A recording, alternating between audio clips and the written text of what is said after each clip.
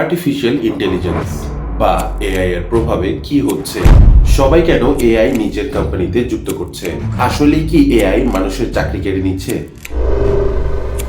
AI এখন take দুনিয়ার নতুন সম্ভাবনা।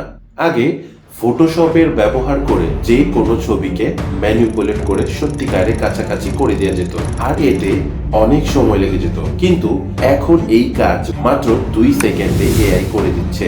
শুধু ছবি নয়, এখন ভিডিওর মাঝেও পরিবর্তন আনা সম্ভব এআই এর মাধ্যমে, যা করতে আপনার একদমই ভিডিও প্রফেশনাল হওয়ার প্রয়োজন নেই। Just imagine and text together image or video. এমনকি বিশ্বের বড় বড় company Marvel, Amazon AI bot ব্যবহার শুরু করেছে।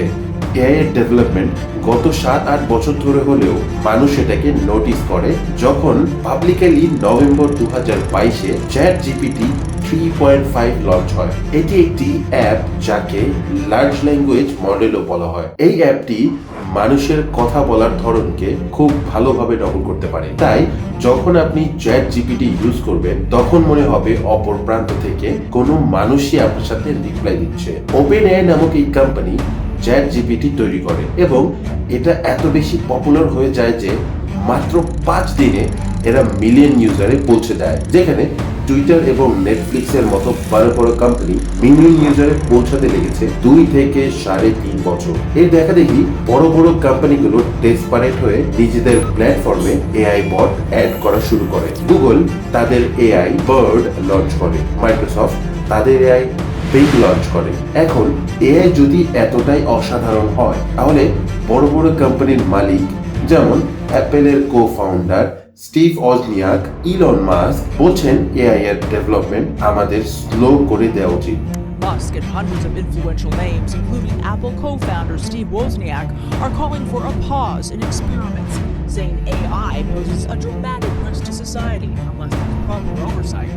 I think we need to regulate the AI sector, very frankly, because it is, I think, actually vigorous to society than cars or planes or অনেকে বলছে যে এআই মানুষের চাকরি অথবা মানুষের স্থান দখল করবে। কেউ কেউ বলছে এমনটি হবে না। কিন্তু যতবারই নতুন কোনো টেকনোলজি পৃথিবীতে এসেছে, ততবারই মানুষ তাদের স্থান অথবা চাকরি হারিয়েছে। স্মার্টফোন লঞ্চ হওয়ার পরে ল্যান্ডলাইন অফিসের কর্মীদের চাকরি আগের মতোই আছে। যখন ইঞ্জিন চালিত গাড়ি আসলো, তখন কি আর ঘোড়ার গাড়ি চালকের চাকরি ছিল? এটিএম মেশিন অথবা অনলাইন সেবার বিভিন্ন মাধ্যমের কারণে এমপ্লয়মেন্ট আগের থেকে কি কমে যাচ্ছে না? টেলিভিশন আবিষ্কারের পরে রেডিওর মূল্য কি আগের মতোই আছে? ইউটিউব এবং সোশ্যাল মিডিয়া আসার পরে টেলিভিশনের মূল্য কি মানুষের জীবনে আগের মতোই আছে? Photo editing, graphics design, web ডেভেলপমেন্টের মতো কাজগুলো এখন এআই এর মাধ্যমে আনপ্রফেশনাল মানুষও করে ফেলতে পারছে। এতে করে প্রফেশনালদের পারিশ্রমিকও কমে যাচ্ছে। এভাবে প্রত্যেকটা সেক্টরে এআই এর প্রভাবে কর্মক্ষেত্র হ্রাস পেয়ে যাবে আগামী কয়েক বছরে। ওয়ার্ল্ড ইকোনমিক ফোরামের তথ্য মতে 2025-এর মধ্যে 85 মিলিয়ন মানুষের চাকরি চলে যাবে এআই এর কারণে। এসব শুনে মনে মনে একটু ভয় পেলেও আসলে কি ভয় পাওয়ার কিছু আছে? পুরনো চাকরি যখন চলে যাবে, তখন নতুন কর্মক্ষেত্র কি তৈরি হবে না? এবং সেই একই ফোরামের তথ্যতে পাওয়া যায় 97 মিলিয়ন নতুন চাকরিও তৈরি হবে এআই এর মাধ্যমে। তাই বলা হয় এআই জব কিলার না, কিন্তু ক্যাটাগরি কিলার, যা মানুষের চাকরির ধরনকে পুরোপুরি বদলে দেবে। এখন সমাধান কি হতে পারে?